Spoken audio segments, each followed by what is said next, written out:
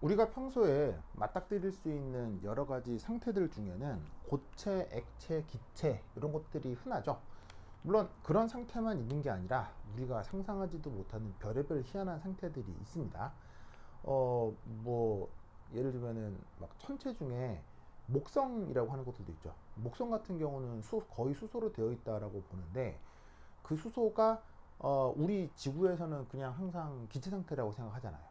그런데 그 수소가 엄청나게 많이 모여 있는 목성 같은 경우는 가장 바깥쪽은 그 수소 기체 부분도 있겠지만 그 목성 내부로 들어갈수록 수소가 액체 상태, 뭐 고체 상태, 그 다음에 아주 그 평소와는 그 다른 여러 가지 이 뭐냐면 물질적 상태로 구성되어 있다고 합니다.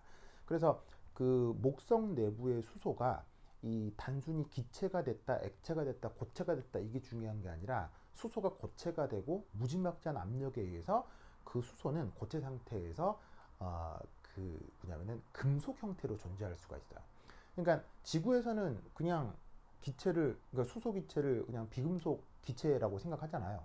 근데 압력과 요 온도 주변 조건에 따라서 그런 물질들이 전혀 다른 상태로 바뀔 수가 있어요. 그래서 수소 기체 같은 것들이 그런 혹독한 환경에서는 금속 고체나 금속 액체 상태로도 존재할 수 있다라는 거죠. 그래서 우리가 뭐 상상하지 못하는 정말 다양한 상태들이 있을 수 있는데 뭐 그것까지 다 하자는 건 아니고 가장 기본적인 고체 기체들에 대한 얘기들을 주로 하면 그 상태들은 가만히 있는 게 아니라 상황에 따라서 바뀔 수가 있죠.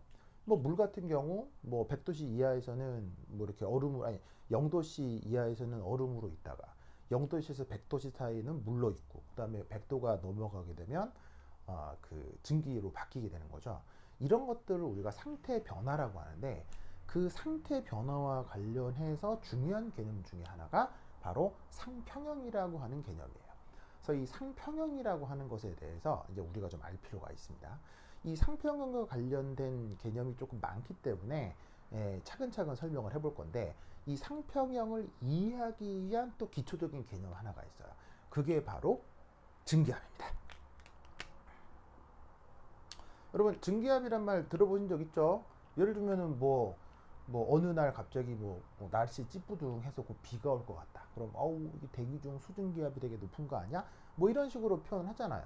일상생활에서도 쓰고요. 뭐 방금 날씨 얘기했듯이 이렇게 뭐 일기예보 같은 데서도 충분히 등장하는 일상생활에서 표현하는 말입니다. 그런데 이 증기압이 그 일상생활에서 쓰는 말이긴 하지만 그 정의는 매우 물리학적이에요. 그래서 이 증기압이 물리학적으로 어떻게 정의되는지부터 여러분들이 차근차근 아셔야 된다 이런 말이죠. 아시겠죠? 그러면 그 증기압의 정의가 어떻게 되는지 살펴볼 테니까 잘 한번 보시기 바랍니다. 우선 이 증기압을 증발 과정에 대해서 한번 정의를 해보도록 하겠어요. 자, 증발이 뭐예요? 액체가 기체가 되는 과정을 증발이라고 하죠. 이 A라고 하는 건 뭐 특별히 신경 안 써도 되고요. 그냥 어떤 물질이다 이렇게 생각합시다.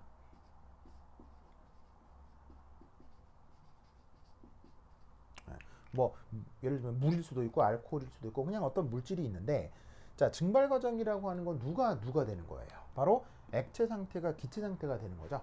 그래서 그 둘 사이가 왔다 갔다 하는 과정을 증발이라고 하고요. 영어 표현으로는 vaporization이라고 합니다. 그럼 이런 과정에서 증기압을 어떻게 정의하느냐? 바로 요겁니다. 증기압을 정의할 때는 반드시 세 가지 조건이 필요합니다. 세 가지 조건. 그 세 가지 조건이 반드시 만족된 상태에서 여기서 나타나는 요 A, 요 A의 부분압을 요 액체 상태의 증기압으로 적용을 하는 거예요. 정의를 하는 거예요. 아시겠죠? 그러면 이 증기압에서 정말 중요한 게 이 세 조건이 뭔지를 알아야 되겠죠? 이 세 조건을 모르면 그리고 세 조건이 지켜지질 않으면 증기압이 정의되질 않는다고요. 그러면 증기압의 세 조건 이게 어떻게 되는 건지 하나하나 살펴보도록 하겠습니다. 자, 첫 번째 그 세 조건의 첫 번째 조건이 바로 닫힌 그릇을 얘기합니다. 자, 뭐냐면 어떤 액체가 됐건 증기가 됐건 그게 그릇에 닫혀 있을 때만 증기압이 정의가 되는 겁니다.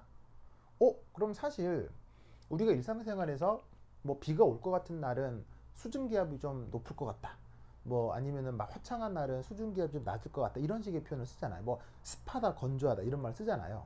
근데 습하다, 건조하다라고 하는 이 대기 환경은 사실은 열린 공간입니까? 닫힌 공간입니까? 네, 우리 지구 환경은 당연히 열린 공간이죠. 그 열린 공간에서는 사실 증기압을 정의할 수가 없습니다. 증기압이라고 하는 건 철저하게 닫힌 그릇 속에서 측정이 된 거예요. 아시겠죠? 그 닫힌 그릇 속에서 측정이 된 증기압을 이런 대기 환경의 열린 환경에도 일부 적용하고 응용해 보는 거지, 증기압 자체는 철저하게 닫힌 그릇에서만 측정되고 정의된다는 걸 명심하셔야 돼요. 알겠죠?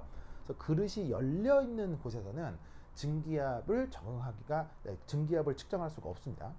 그래서 이 개념이 철저하지 않으면 그 몇몇 문제들 같은 경우는 되게 혼란에 빠질 수 있거든요.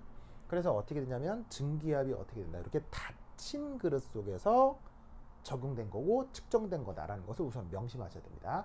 그릇이 열려 있으면 증기압 측정이 된다 안 된다? 측정이 불가능합니다.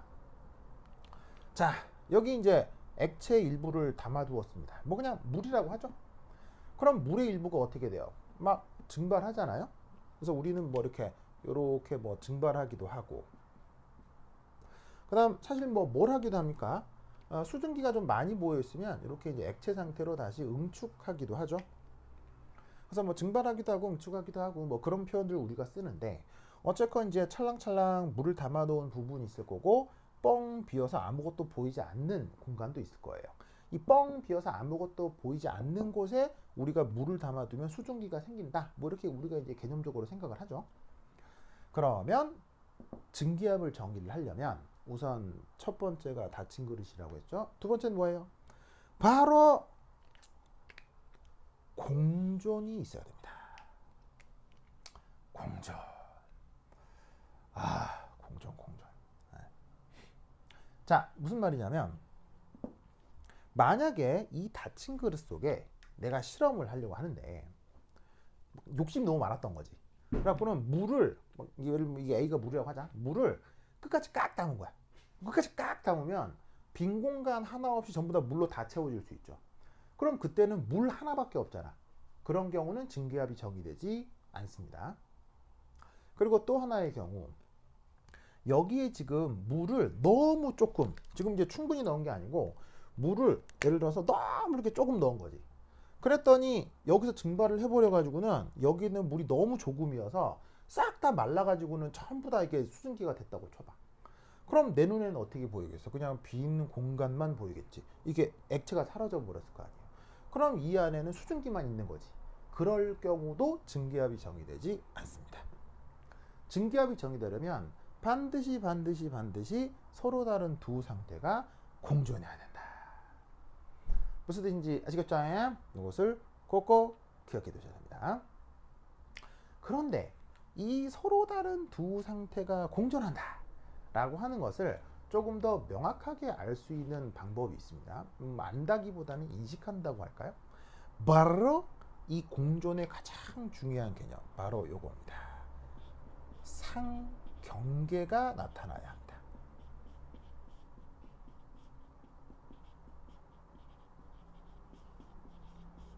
자, 여기 새로운 개념 상경계가 나타났는데요. 지금의 경우 내가 이렇게 표현을 해두었네요. 원래 표현은 phase boundary라고 하는데 그건 이제 우리말 번역으로 상경계라고 하는 겁니다.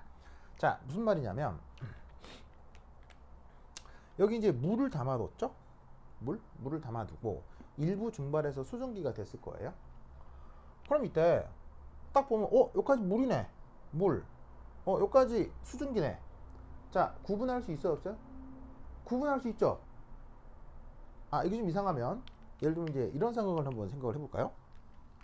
자, 예를 들어서 여러분 예를 들면 팥빵 같은 걸 하나 사 먹는다고 칩시다. 팥빵 알죠? 팥빵. 그래서 이제 팥빵을 딱 들고, 그럼 팥빵이니까 당연히 이게 겉에는 밀가루 빵이고 안에는 이제 뭐냐면 팥소가 있을 거 아니에요. 그래서 내가 이렇게 먹었어요. 먹으면 빵도 일부 먹고 팥 앙금도 일부 먹은 거 아니야. 먹어가지고 딱 보면 요까지는 밀가루 빵이네. 그다음 요까지는 팥소네. 자, 알 수 있어요? 몰라요? 당연히 알 수 있지. 그러면 요까지는 팥소다. 여기부터는 밀가루빵이다. 라고 할 때 그 팥소와 밀가루빵을 구분하는 어떤 그 면으로 되어 있는 경계가 있을 거 아니야. 경계. 그걸 상경계라고 하는 거예요. 무슨 뜻인지 아시겠어요?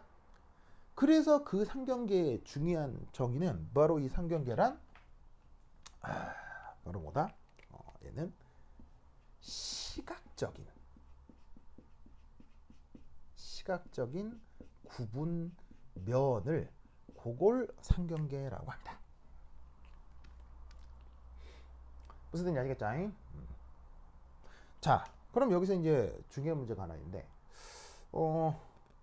이제 재밌는 게 방금 아까 얘기했던 그 팥빵 같은 경우도 딱 베어 물면 여기까지가 밀가루빵이다, 여기까지가 팥소다 알 수 있잖아요. 그리고 그걸 구분하는 경계가 있다는 것도 알 수 있는데 그 상경계는 여러분 실존합니까? 실제 존재하나요? 무슨 말이냐면 자, 팥빵을 베어 물었는데 팥소는 실존해요? 실제 존재해요? 존재하죠. 왜? 내가 이렇게 만질 수 있잖아요.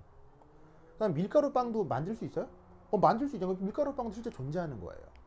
하지만 그 밀가루빵과 팥소를 나누는 그 시각으로 인식되는 그 경계는 실제 존재하나요? 그 팥과 빵을 나누는 경계를 손으로 만질 수 있나요? 불가능하죠. 상경계라고 하는 건 실제 존재하는 게 아니라 얘는 일종의 어떤 개념인 거예요. 인간의 관찰로부터 만들어지는 어떤 생각의 한 그 녀석인 겁니다. 무슨 말 알겠죠? 그리고 이 생각의 한 단위, 이 개념이 상경계는 무엇으로부터 결정된다? 이 시각으로 결정된다는 것. 이게 이제 또 되게 중요한 건데, 자, 여러분들이 지금 하려고 하는 학문이 뭐예요? 바로 화학이고 좀 넓게 보면 자연과학이잖아요. 자연과학은 어느 나라 사람들이 만든 거죠? 네, 바로 서구인들이 만든 거죠. 저기 유럽 사람들, 고대 그리스 사람들, 그런 사람들이 토대를 잡은 겁니다. 물론 뭐 아시아인들이 최근에 뭐 과학적인 연구를 안 한다 그게 아니라 태초의 그 철학적 시작은 바로 서구에서부터 시작된 거겠죠. 그러면 그 서구 그 철학자들이 이런 보시다시피 이 상경 어떤 그 요런 식의 이제 개념을 만든다고 했을 때 이때 이 자연과학의 가장 중요한 개념, 그게 바로 뭐냐? 바로 시각이라는 거예요. 자, 왜냐하면 인간이 자연을 인식하는 가장 강력한 방법이 뭐예요? 자연을 인식한다. 이게 뭐냐면 예를 들어서 바람 소리가 들린다. 뭐 음식 냄새가 난다. 그 다음에 뭐 외환동물을 이렇게 쓰다듬었다. 등등으로 우리가 자연을 인식할 수 있잖아요. 근데 인간이 자연을 인식하고 그 정보를 받아들이는 가장 강력한 수단은 뭡니까? 바로 눈이죠. 눈. 그래서 인간은 이 자연을 눈으로 바라보고 거기서 나타나는 특징 혹은 데이터들을 관찰해서 개념화한 것. 그게 바로 자연과학이에요. 그래서 자연과학은 철저하게 어떻게 된다? 철저하게 시각으로 구성된 학문입니다. 그리고 이 시각적인 건 자 봅시다. 그래서 이제 시각이라고 하는 것에 대해서는 약간 좀 말씀을 드리면 우선 얘는 첫 번째 어떤 특징을 가져야 되냐면요. 눈으로 보기만 하면 알 수 있습니다.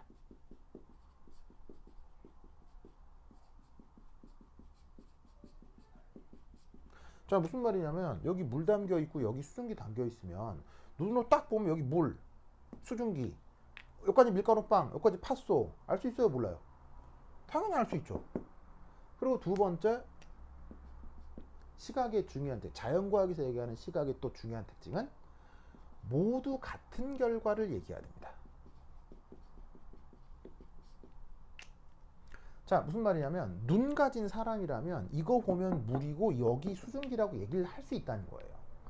눈을 가진 인간이 보면 여기는 밀가루빵이고 그 안에 앙금이 들었다, 앙꼬가 들었다, 이런 식으로 누구나 동일하게 결론을 내리고 얘기할 수 있는 것들을 우리가 시각이라고 하는 거예요. 그러니까 뭐 예를 들어서 막 뭐 어떤 미술 작품을 봤는데 미술 작품을 보는 것도 눈으로 보는 거죠. 근데 이제 어떤 사람은 이 작품 좋다, 근데 어떤 사람은 이 작품 나쁘다라고 서로 다른 결과를 내릴 수 있죠. 그때는 눈으로 보고 판단한 것이지만 그건 자연과학적인 시각이 아니에요. 그건 이제 인문학적이거나 예술적인 시각의 어떤 영역이겠죠. 자연과학의 시각은 항상 요 두 개를 만족해야 돼요. 보기만 하면 알 수 있고 그 다음에 모두 다 같은 결과를 내는 것. 그걸 시각이라고 하는 거예요. 그리고 이 시각의 또 하나의 중요한 특징은 수학적으로 증명할 수 있을까요? 증명할 수 없을까요? 증명할 수 없습니다. 무슨 말이냐면 배어 물어 보이는 이 팥소, 이 내 눈에 팥소로 보이는데 이걸 증명해라. 불가능하죠. 여기 물 있고 수증기 있는데 내 눈에 보이는 물이 물인 걸 증명해라. 이상하죠. 무슨 뜻인지 알겠어요? 즉 자연과학에서 개념화하는 시각은 수학적으로 증명이 안 됩니다. 그런 것들로 구성된 개념의 집합이 사실은 자연과학의 중요한 특징이에요. 아시겠죠? 그래서 어쨌거나 상경계는 시각적으로 구분되는 면을 상경계라고 한다. 그리고 그게 관찰될 때 뭐라고 얘기를 해? 서로 다른 상태들이 공존하는 것이다. 요 조건이 만족될 때 증기압이 정의된다. 라는 것을 꼭꼭 기억해 두셔야 됩니다. 알겠죠? 다시 한번 얘기하면 물만 가득 차 있거나 수증기만 있는 상황에서는 증기압이 정의되지 않습니다. 알겠죠? 자, 그 다음 또 하나 증기압의 중요한 조건 요겁니다. 자, 여러분들은 뭐 화학이나 물리학을 배우시면 이런 말을 많이 쓰거든요. 평형 상태에 있다는 둥. 근데 이제 평형이란 말에 대해서 뭐 잘 알 것 같은데 거기에 상을 붙여서 이 상태 사이에 평형이 이루어졌다. 그건 여러분 어떻게 얘를 정의하면 될까요? 뭐 여러분 머릿속에 여러 가지가 떠오를 겁니다. 뭐 증발하는 속도, 응축하는 속도가 같네, 뭐 동적 평형이네, 뭐 이런 등등 여러 가지 말들이 떠오를 수 있을 거예요. 근데 틀렸다는 게 아니라 상평형은 굉장히 명확하게 정의됩니다. 아주 간단하게. 자, 상평형은 어떻게 정의되는 걸까요?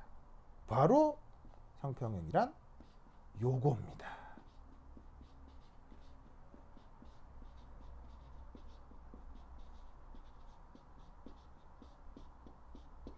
요걸 상경계라고 하는 겁니다.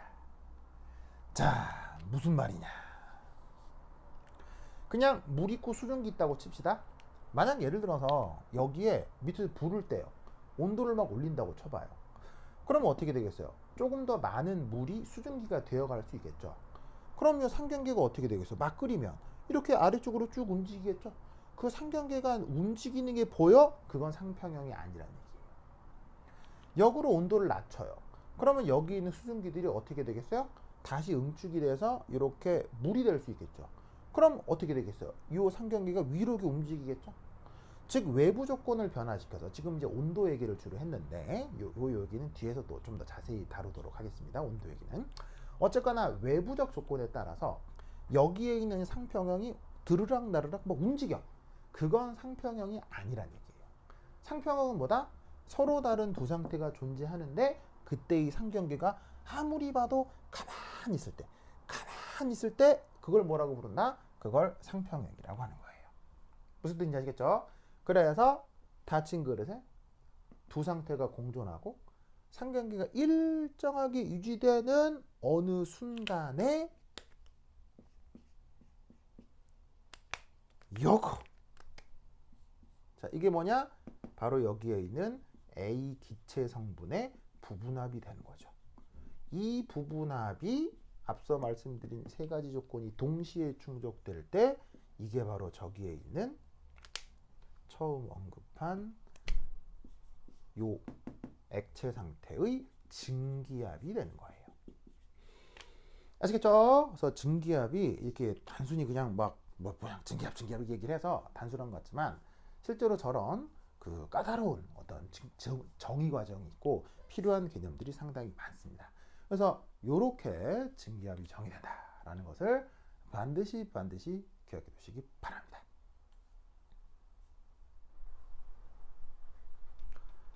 증기압의 정의에 따르면 증기압을 적용할 수 있는 또 다른 상태 변화 과정이 있을 수 있습니다. 또 어떤 과정이 증기압의 적용 대상이 될까요? 바로 승화 과정입니다. 자, 승화는 누구와 누구 사이의 평형 과정이죠? 네, 바로 고체와 기체. 그래서 왜 여러분 우리 평소에 승화란 말 쓰잖아요. 그래서 뭐 교과서에도 나오는 것 중에 뭐 나프탈렌의 승화, 아니면 아이오다인 고체의 승화, 그 다음에 뭐게 아니고 뭐 우리가 일상생활에 사용하는 물건 중에서 향기 나는데 원래 고체 성분인 녀석 있죠. 고체인데 막 향기 나. 예를 들면 뭐 향초 같은 거요. 그런 것들 대표적인 승화라고 할 수 있어요. 고체 물질인데 일부가 기화가 되니까 사람 눈에 무슨 냄새가 나는 거지. 그래서 이제 우리 일상생활에서 흔치는 않지만 승화는 있을 수 있습니다. 그래서 고체와 기체 사이에 왔다 갔다 하는 평형 과정에서도 뭘 적용할 수 있다? 증기압을 적용할 수 있어요. 자, 참고로 이제 승화, 영어로 뭐라고 할까요? 뭐 화학을 막 수년 배웠는데 뭐 승화 영어로도 모르면 좀 그렇죠? 승화는 영어로 sublimation이라고 합니다. 이런 단어 정도는 기억을 둡시다.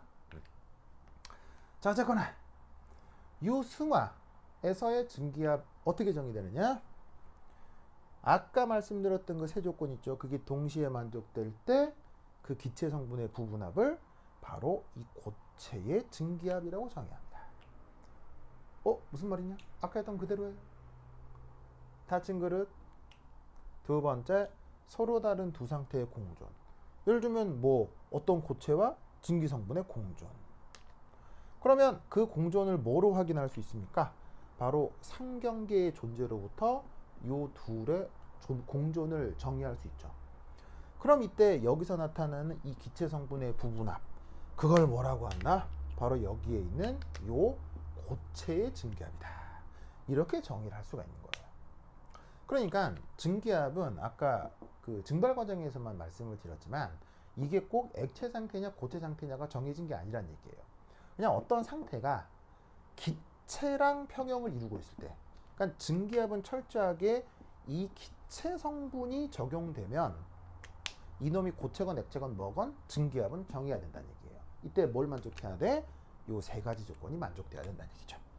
그래서 액체뿐 아니라 고체에서도 저렇게 증기압이 정의되고 적용될 수 있고 측정될 수 있다라는 거를 잘 알아두시기 바랍니다. 이 개념이 명확해야 다음에 배우게 될 상도표, 상그림, 상평형도 이런 표현들이 있는데 그런 것들에 대한 데이터를 해석할 수가 있습니다. 그래서 상평형에 대한 개념 중에서 가장 기초적인 개념, 증기압이 어떻게 정의되는지 한번 알아보았습니다.